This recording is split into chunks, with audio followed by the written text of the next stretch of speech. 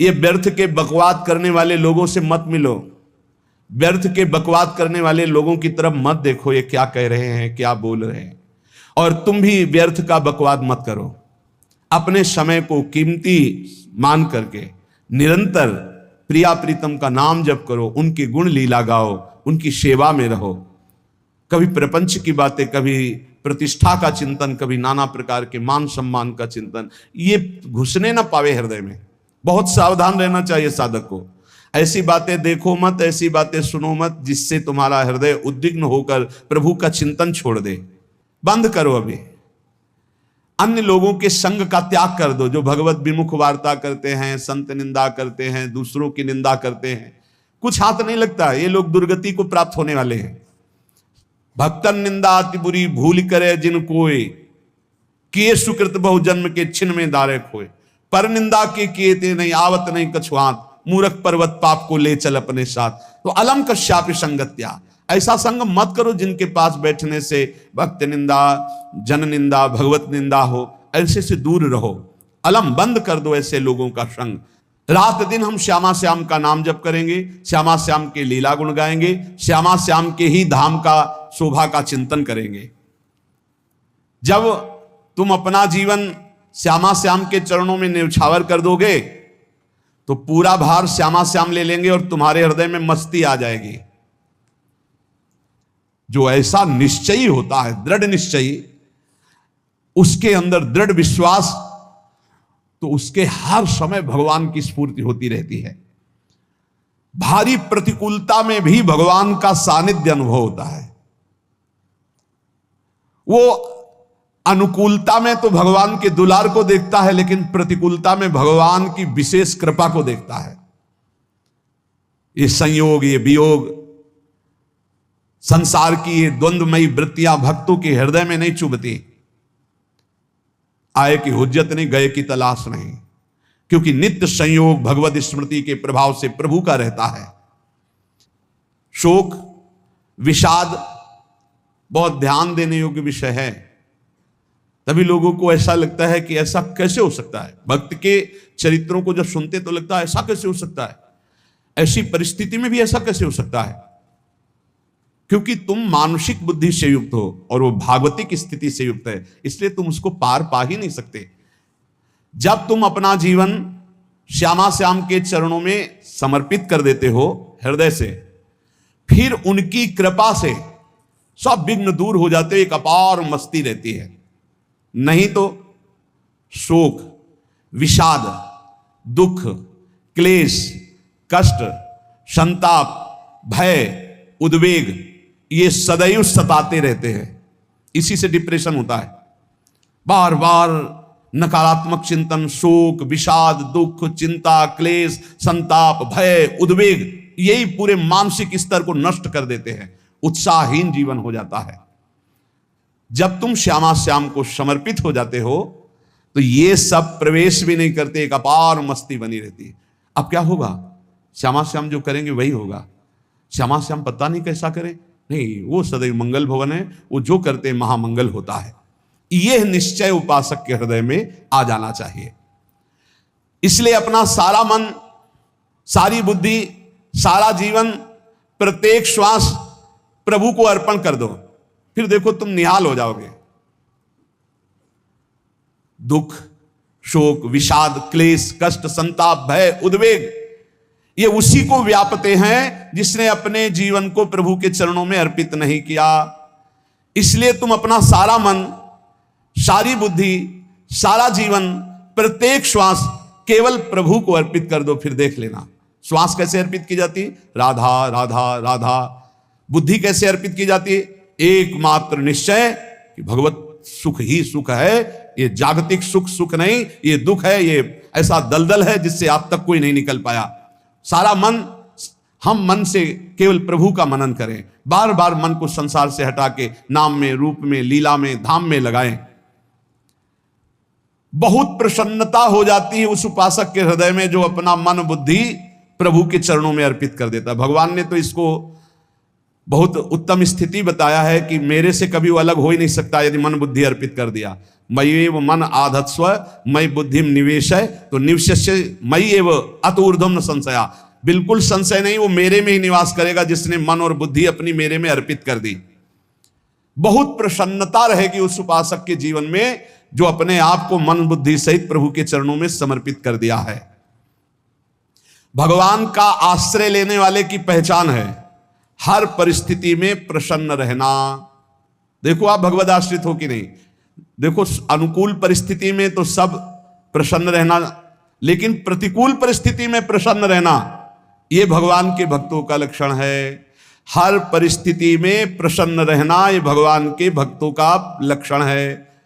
आनंदगन भगवान का आश्रय मिलते ही आनंद छा जाता है हृदय में। उनके पास आनंद का अभाव होता ही नहीं है। जैसे सूर्य का प्रकाश उदय होते ही सूर्य का प्रकाश संपूर्ण अंधकार को नष्ट कर देता है, ऐसे ही भगवान का संपूर्ण आश्रय लेते ही सब दुख चिंता शोक नष्ट हो जाते, आनंद ही आनंद। तुम भगवान के मंगलमय रूप को नहीं जानते हो, पर उनके मंगलमय भाव को विधान को मानना शुरू कर दो। जो भी होता है मंगलमय होता है। हमने जीवन में देखा है, अगर इधर कोई बहुत बड़ा सुख दिया तो देर नहीं लगेगी, 24 घंटे नहीं व्यतीत होंगे और ऐसे दुख दे देंगे, जिससे दोनों का समान भाव रख करके ना दुख में तुम भूलो प्रभु को, ना सुख में फूलो, सीधे भगवत मार्ग में चल। पूरे जीवन की बात देखा है। भगवान के मंगल विधान में सदा सर्वदा सुख ही सुख है, इस बात को मान के प्रसन्न हो जाओ। जब भगवान का भजन करने वाले की तन्मयता बढ़ती है भजन में, तो द्वेषी जन अपने आप तैयार हो जाते हैं। भक्त कभी किसी से द्वेष नहीं करता, अपने आप वो द्रोह करने लगते हैं। तो नरसिंह मेहता जी से बहुत गांव के कई लोग थे जो जलते थे, ऐसे जलते थे कि अब क्या करें, कैसे मिटा दे नरसिंह मेहता जी को। अब उपाय तो मिल नहीं रहा था। तो एक दिन संतों की मंडली आई और उन्होंने कहा कि हम रास्ते में कोई चोर आदि धन ना ले ले, इसलिए यहां से किसी की हुंडी चलती है क्या द्वारिका में? पहले ऐसा था। बोले हाँ, हमारे यहां बहुत बड़े सेठ हैं नरसिंह मेहता जी, पर आप कहोगे वो मना कर देंगे। कई बार कहोगे, अगर वो स्वीकार कर ले तो वहां। और उनका लक्ष्य था कि नरसिंह मेहता जी की तो खाने की भी सुविधा नहीं थी, हुंडी कहाँ की बात आई। उनका था कि जब वो ना कहेंगे तो संतजन नाराज हो जाएंगे, अगर हाँ कह दिया तो वहां हुंडी चुकेगी नहीं, तो संतजन अपने आप इनको शाप दे देंगे, अपराध बन जाएगा, ये नष्ट हो जाएंगे। संतों को भेजा, नरसिंह मेहता जी ने सबकी दंडवत की, चरण पखाड़े। तो उनका ये इतना रुपया है, द्वारिका में साधु सेवा हम करेंगे, वहां तुम्हारी हुंडी चलती है, तो आप अरे उन्होंने कहा आप कहाँ भूल रहे हो, यहाँ खाने की भी व्यवस्था। बोले हमें सब पहले से बता दिया गया कि आप मना करोगे, बार बार मना मत करो, हमें पता है। तो उन्होंने ठाकुर जी की तरफ देखा, बोले क्या लीला है प्रभु, संतों से हम क्या कहें, ये ले रुपये।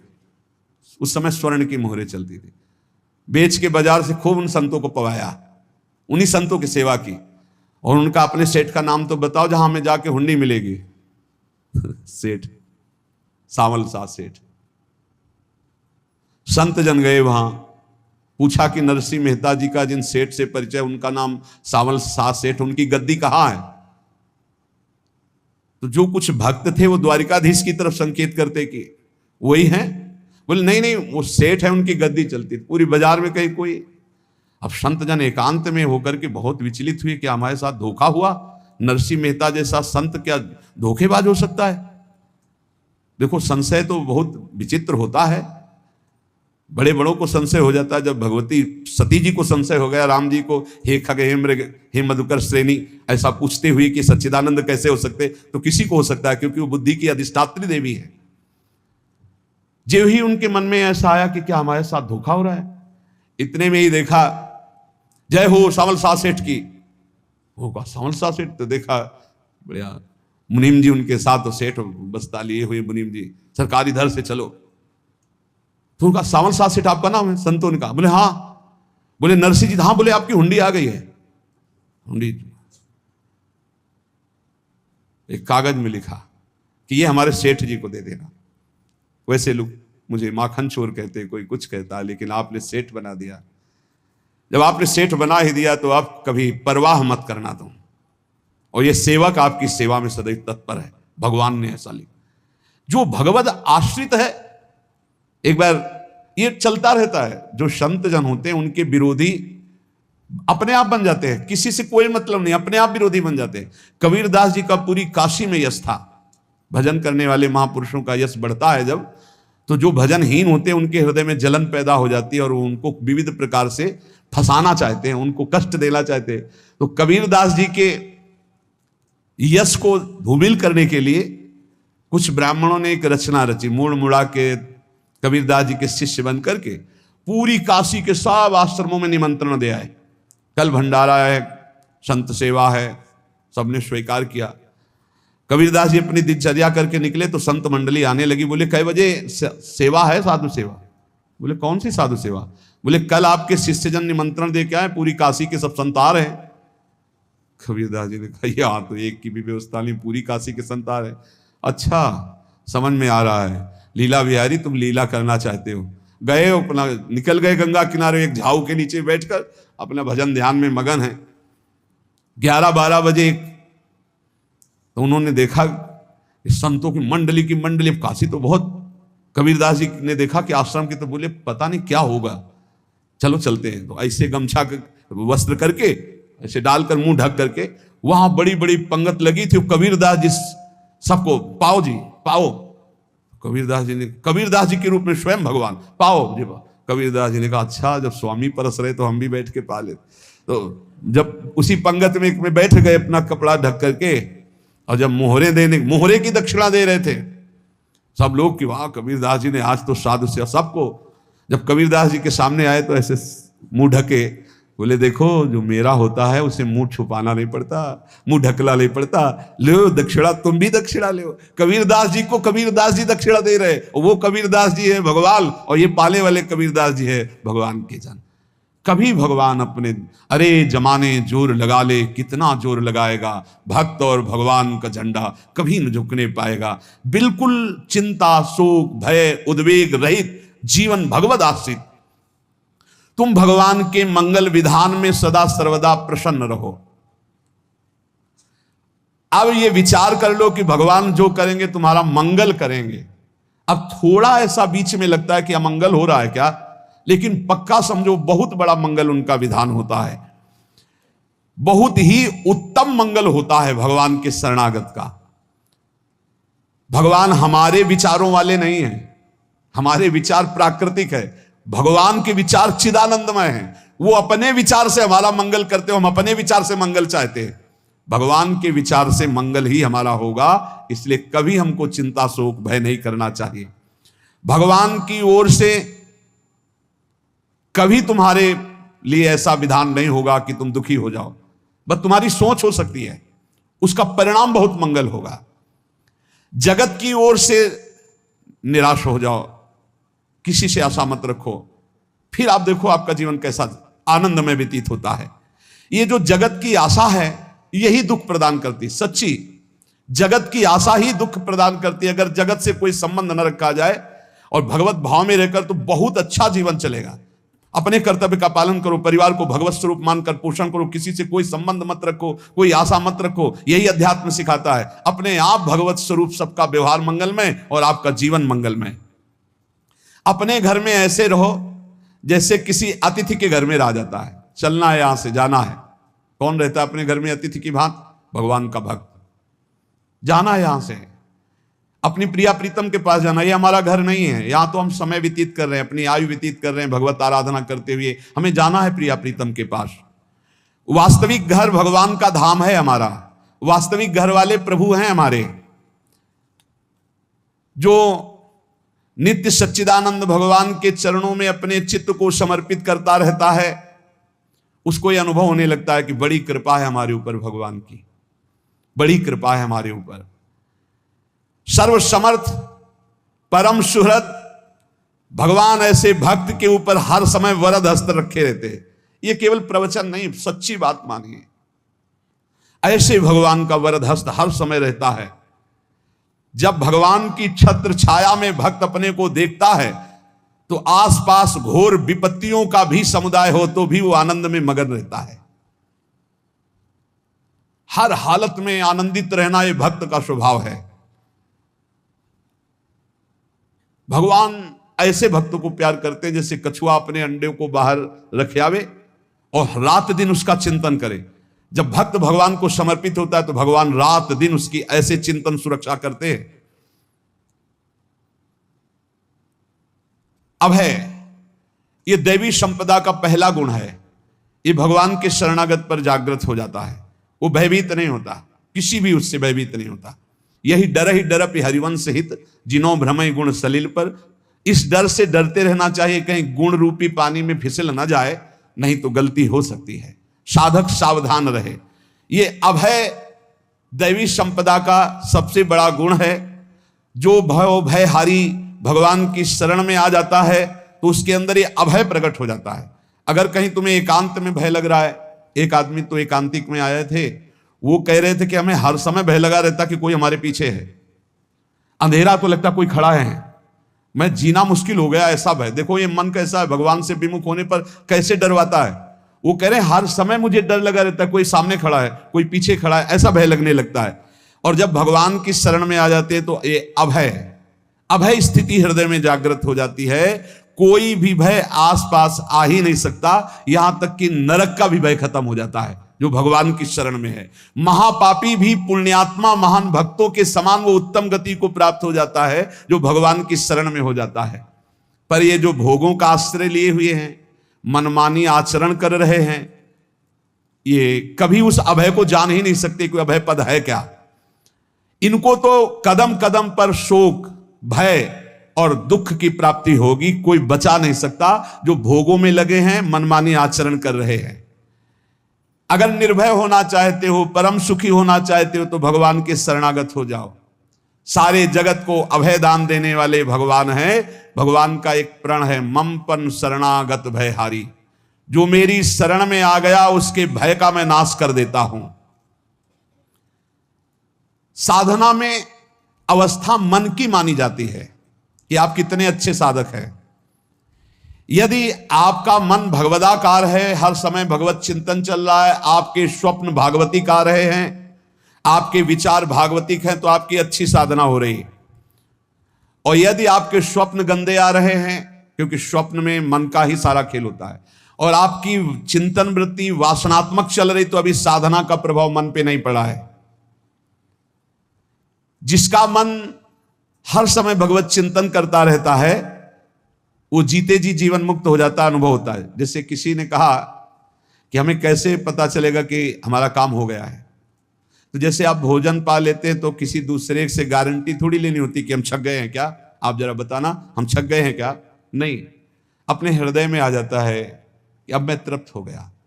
ऐसे ही अपने हृदय में आ जाता है कि मेरा काम हो गया, अब मेरा जन्म नहीं होगा। ये हृदय में आ जाता है, अपने आप अनुभव में आ जाता है। जब स्वरूप बोध होता है तो किसी और से सलाह थोड़ी लेनी होती है, वो अपने आप अनुभव में आ जाता है। हां, यदि गुरुदेव का वर्ण नहीं किया है तो फिर आपको किसी न किसी गुरु से प्रमाणित करवाना पड़ेगा। और अगर गुरुदेव का वर्ण किया है तो वही मंत्र, वही नाम, वही गुरु शरणागति आपको अंदर से पुष्ट कर देगी कि आपका काम हो गया है। विषय चिंतन करता हुआ मन विषय आसक्ति को प्राप्त होता है। विषय आसक्ति को प्राप्त हुआ मन बार बार जन्म मरण और नरक को प्राप्त होता है। बस ये विषय चिंतन हटाना ही प्रमुख कर्तव्य साधना का है। बार बार मन को विषयों से हटा करके प्रभु के नाम में लगाओ, प्रभु के रूप में लगाओ, प्रभु की लीला में लगाओ। जहां भगवान प्रकट होते हैं वहां परमानंद की बाढ़ आती है। पर ये ध्यान रखें, गुलाब का फूल कांटों में खिलता है, उसकी सुगंध लेनी, फूल लेना है तो कांटों से बचाकर। ऐसे ही जब आप भगवत चिंतन के लिए चलेंगे तो आपका चिंतन चुराने के लिए माया विविध नाटक करेगी, कांटे फैलाएगी। कोई तुम्हारी निंदा करेगा, कोई अपमान करेगा, कोई उपहास करेगा, तुम्हारी अव्यवस्था हो सकती है, तुम्हारी परिस्थिति बहुत भयावह हो सकती है। इन परिस्थितियों में भी भगवत चिंतन का तार ना टूटने पावे तो आगे गुलाब का फूल है। जैसे कांटे से बचाकर गुलाब का फूल लेते हैं और भगवत अर्पित करके सौरभ का सुख लेते हैं, ऐसे ही भगवान के प्रेमानंद का अनुभव करने के लिए संसार के कांटों से बचना होगा। और खिलेगा यही फूल संसार में ही, मनुष्य देह में, और योनियों में नहीं। भगवत प्राप्ति स्वर्ग में नहीं होगी, इसी मृत्यु लोक में होगी। पहले मन नहीं लगता भगवत चिंतन में, भगवत चिंतन जबरदस्ती करना पड़ता है। भगवत चिंतन जे ही प्रारंभ करोगे ते ही बहुत बाढ़ आ जाएगी पाप चिंतन की। ध्यान दीजिए, बहुत लोग प्रश्न करते रहते हैं कि हम जब भजन में बैठते हैं तो बहुत गंदी बातें आती, मन बड़ा चंचल होता है, भाग जाता है। ऐसा प्रारंभ में जब कोई भगवत चिंतन प्रारंभ करता है तो उसका मन विषयों में भागता है, गंदी बातों में भागता है। अब लोग कहते पहले तो हमारा चिंतन बढ़िया होता था, अब चिंतन नहीं होता। तो कोई सिद्ध पुरुष थोड़ी हो गए, तुम्हें जबरदस्ती चिंतन करना होगा। जगत के प्राणी में जहां मन जाए तो इसमें भी भगवान, पदार्थ में मन जाए तो उसमें भी भगवान, जहां जहां मन जाए वहां वहां भगवान देखो, या मन को हटाकर नाम मंत्र में लगाओ। ऐसे भगवत स्मृति जागृत की जाती, बार बार प्रयास करना होता है। कई लोग ये प्रश्न करते हैं कि हमसे बड़े पाप हो गए तो क्या हमें भगवान की प्राप्ति हो जाएगी? तो यहां कह रहे हैं भगवान किसी के पूर्व जीवन को नहीं देखते हैं, वर्तमान के भजन को देखते हैं। पकड़ो इस बात को। अगर वर्तमान में आज आप सुधर गए हो, नाम जप कर रहे हो, तो आप भक्त हो। ये गीता जी में भगवान ने कहा, अपिचेत सुदुराचारो भजते माम अनन्य भाग साधुरेव समन्तव्या सम्यक व्यवसिता। ऐसा बहुत दुराचारी पहले रहा है, बाद में उसके मन में आ गया कि भगवान के सिवा हमारा कोई कल्याण करने वाला नहीं, हमारा कोई नहीं। तो भगवान कहते हैं मैं उसे साधु ही मानता हूं, उसे साधु बना देता हूं। भगवान किसी के पूर्व जीवन को नहीं देखते। बहुत बढ़िया बात है। कल तक हम क्या करते रहे भगवान नहीं देखते, आज क्या कर रहे हो ये देखते हैं। यदि आज आप भजन में लग गए हो, अच्छे आचरण कर रहे हो, तो आपको भगवत प्राप्ति हो जाएगी। भगवान ये नहीं देखते कि पूर्व में पुण्यात्मा रहा है कि पापात्मा रहा है। भगवान वर्तमान में देखते कि मेरा भजन कर रहा है, बस इसी से कल्याण कर देते हैं। पकड़ो इस बात को, तो कभी प्रश्न नहीं उठेगा कि क्या हमको भी भगवत प्राप्ति हो सकती है क्या। हमारा मन यदि श्री भगवान को चाहने लगे तो श्री भगवान हमारे मन में ही आकर बस जाएंगे। भगवान की रूप माधुरी में मन डूबने लगेगा। यथार्थ सत्य, जो भगवान से थोड़ा भी प्यार करने लगे हैं उनके हृदय में भगवान की, उनकी भावना के अनुसार झलक आने लगी है। हृदय में प्रभु के आते ही अनंत जन्मों के संस्कारों का नाश हो जाता है। इसलिए तुम अपने पहले वाले घृणित जीवन को याद भी मत करो और उसको सोचकर जरा निराश भी मत हो। अमावस्या में घोर अंधकार रहता है, पर प्रातः काल में अंधकार नष्ट हो जाता है। ऐसे ही नाम का उच्चारण करते ही तुम्हारे जितने पाप अंधकार हो सब नष्ट हो जाएंगे। तुम चाहो कि एक क्षण भी प्रभु को ना भूलो। अब वर्तमान में ऐसी स्थिति बनाओ। जो प्रभु को नहीं भूलने की चाह करता है कि मुझे ऐसी स्थिति प्राप्त हो कि मैं कभी प्रभु को ना भूलूं, तो सच्ची मानो और कोई बात भगवान सुने ना सुने, ये बात जल्दी सुन लेते हैं। भजन की मांग करो तो बहुत जल्दी भगवान पूर्ण करते हो। भजन जिसका चलने लगा तो फिर लोकांतर के सारी रिद्धियां सिद्धियां सुख वैभव तो उसके चरणों में लौटते हैं। जब हम प्रभु से प्रभु का स्मरण न मांगकर भोग मांगते हैं तभी हमारा भजन रुक जाता है, भजन नहीं चल पाता। यदि हम प्रभु से केवल भजन मांगे तो विश्वास करो ब्याज में सब हो जाएगा। मूल भजन तो आपका बचेगा ही, ब्याज में लोकांतर के भोग आपके चरणों में लुटते घूमेंगे। आप भजन करके तो देखो, अरे घिघियाने की जरूरत नहीं, किसी से मांगने की जरूरत नहीं, भजन करके देखो सब ठीक हो जाएगा, सब अपने आप बन जाएगा। हम बहुत बड़ी भूल कर देते हैं कि थोड़ा भजन करके प्रभु से कुछ सांसारिक वस्तुएं, स्थितियां, परिस्थितियां बदलने की मांग कर लेते हैं, जिससे भजन छूट जाता है। प्रभु की स्मृति इतनी महान है कि जिन्होंने बैर भाव से प्रभु का स्मरण किया उनको भगवान की प्राप्ति हो गई। जैसे कंस आदि भगवान से बैर ही तो रखते थे, लेकिन भगवान की स्मृति रहती थी। स्मृति ने उनको भगवत प्राप्ति करा दी। स्मृति में महान सुख है, पर वो जब भक्ति रस से युक्त स्मृति होती तब माधुर्य रस, प्रेम रस का अनुभव होता। कल्याण तो वैर भाव से स्मरण करने वालों को भी प्राप्त हो गया। यदि आप भक्त हो और ये चाहते हो कि आपकी भागवती की स्थिति बहुत जोर की हो, तो हम आपसे प्रार्थना करते हैं कि रोज प्रभु से एक ही बात मांगिए, मुझे अखंड स्मृति दीजिए। अर्जुन जी को पूरी गीता जी सुनने के बाद यही मिला, नष्टो मोहा स्मृति लब्ध्वा। स्मृति,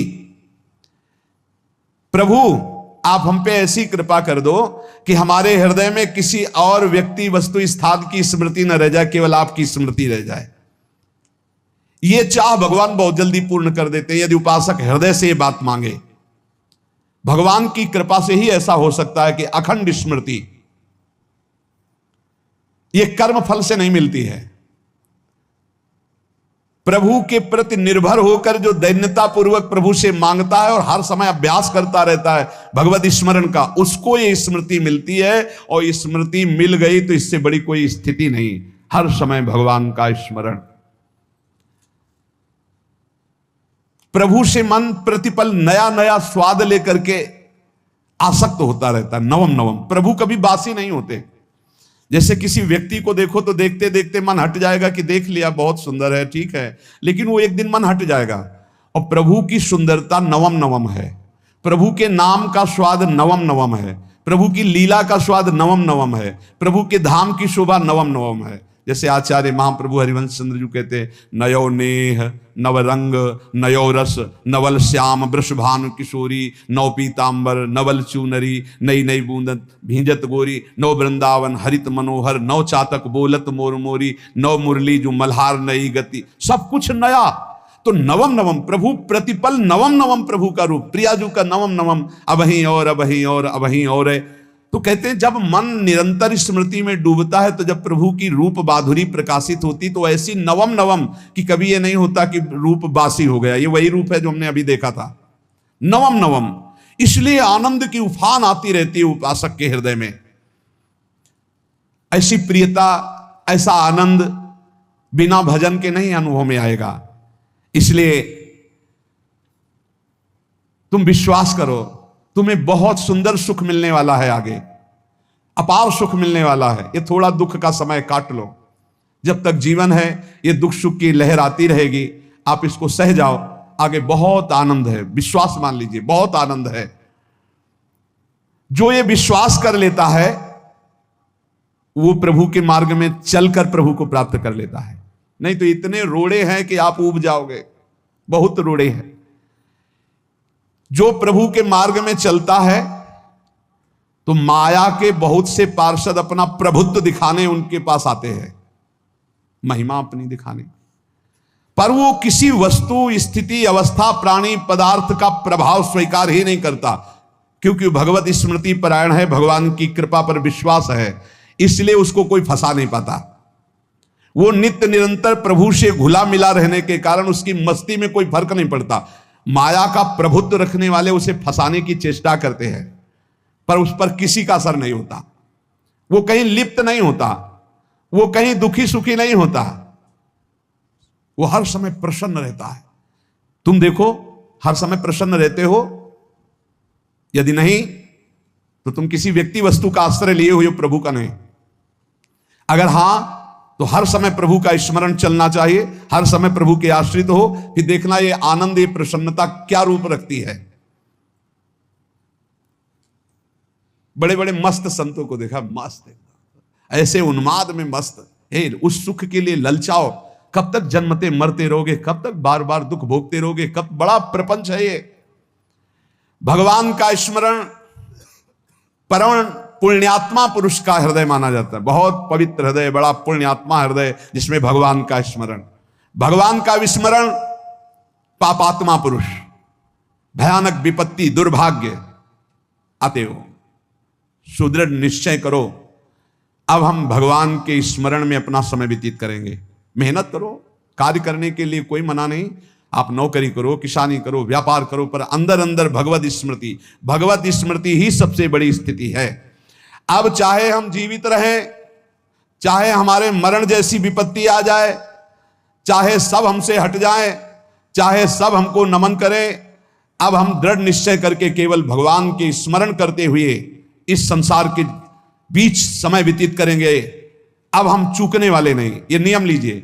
चाहे जीवन रहे या ना रहे, चाहे मरण जैसा कष्ट आ जाए, चाहे सब वियोग हो जाए, सब चले जाए, चाहे सब संयोग हो जाए, सब नमन करें, अब हम प्रभु का स्मरण नहीं छोड़ेंगे।